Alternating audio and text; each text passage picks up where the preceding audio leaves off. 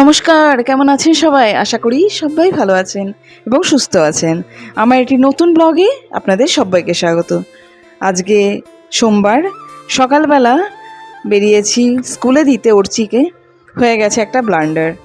আমি রাত্রেবেলা ছোটন বলল যে গাড়িতে তেল ভরে নিই। এমনিতেই সকালবেলা স্কুল যাওয়ার সময় আমি চাই না যে কোনো রকম রাস্তায় গাড়ি ঘোড়া নিয়ে অসুবিধা হোক।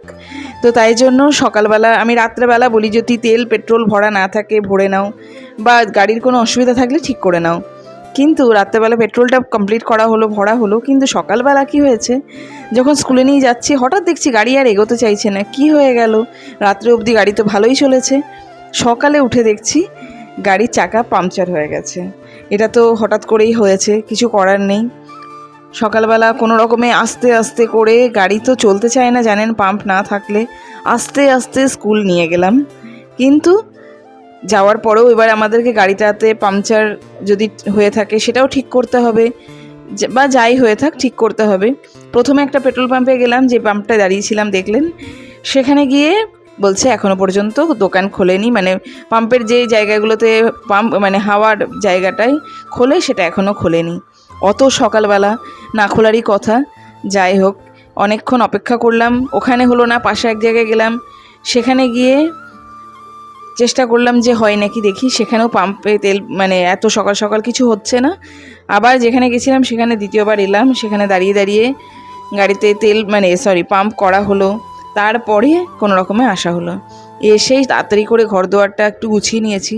ও স্কুলে যাওয়ার আগে ঘরটা, বিছানার মধ্যে থেকে যত জিনিসপত্র থাকে, মশারি বালিশ সব উঠিয়ে দিই, শুধু চাদরটা ঘুরে আসার পরে তারপরে গোছায়।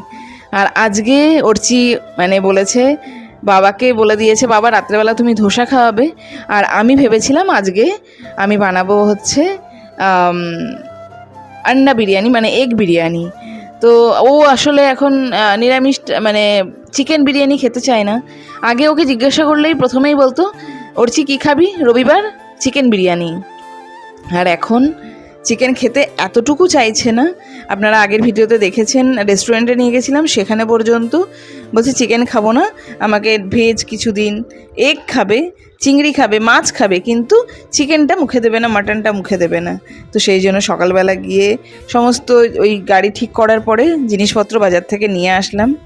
এসে বিরিয়ানি মশলা রেডি করলাম, ডিম সিদ্ধ আলু সিদ্ধ করে, ওই এখন চাল সিদ্ধ হয়ে গেছে, ওই একটা করে লেয়ার দিচ্ছি, বেরেস্তা ছড়িয়ে দিচ্ছি, আলু ডিম সাজিয়ে সাজিয়ে দিচ্ছি, আবার ওপর থেকে বিরিয়ানি মশলা কিছুটা দিয়ে দিচ্ছি, ঘি দিয়ে দিয়েছি, নুন স্বাদ মতো, চিনি স্বাদ মতো দেওয়ার পরে ওপরে আবার বেরেস্তা ছড়িয়ে একটু ভাপে ওই 5 মিনিট মতো রান্না করলাম বিরিয়ানিটা।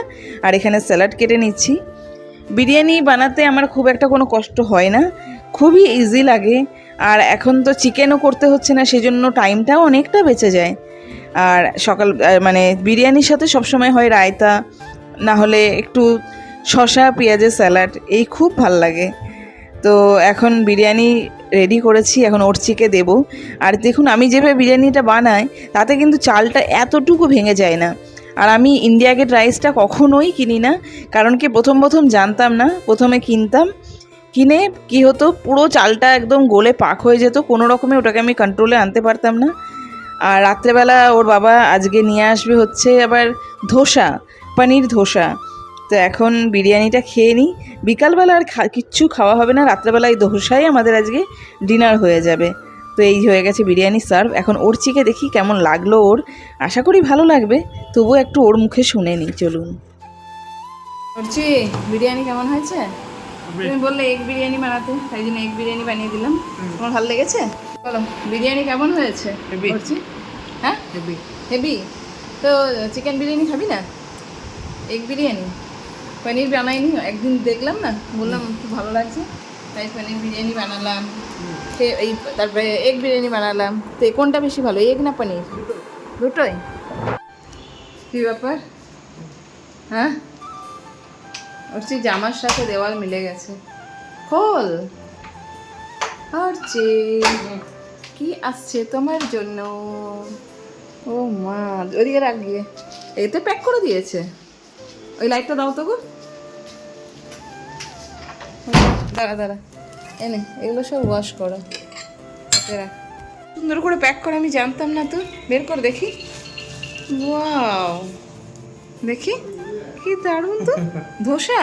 বের কর বের কর বের কর বের কর। এর ভিতরে আছে আর হ্যাঁ চলো চলো ওপেন করো। খুব সুন্দর এসছে না ওটা?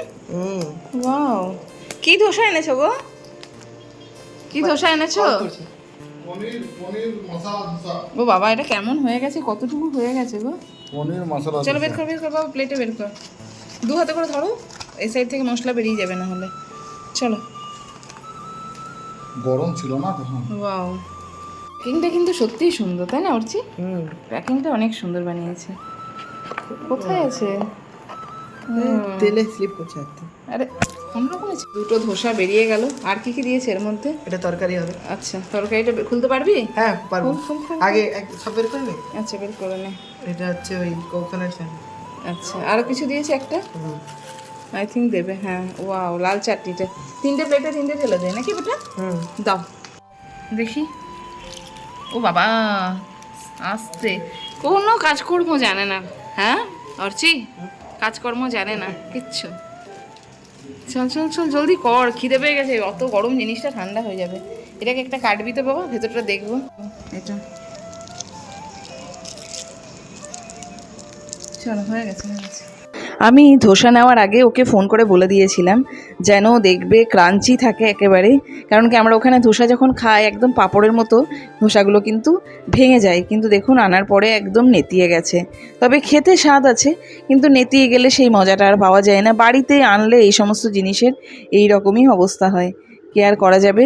এটাই এখন খেতে হবে। বুঝতে পারিনি, তবে আর আগে এরপর থেকে আর কখনো বাড়িতে নিয়ে আসবো না। তো এই ভিডিওটা আপনাদের কেমন লাগলো আমাকে যেন কমেন্ট বক্সে অবশ্যই জানাবেন। সবাই সুস্থ থাকবেন, ভালো থাকবেন। থ্যাংক ইউ সবাইকে।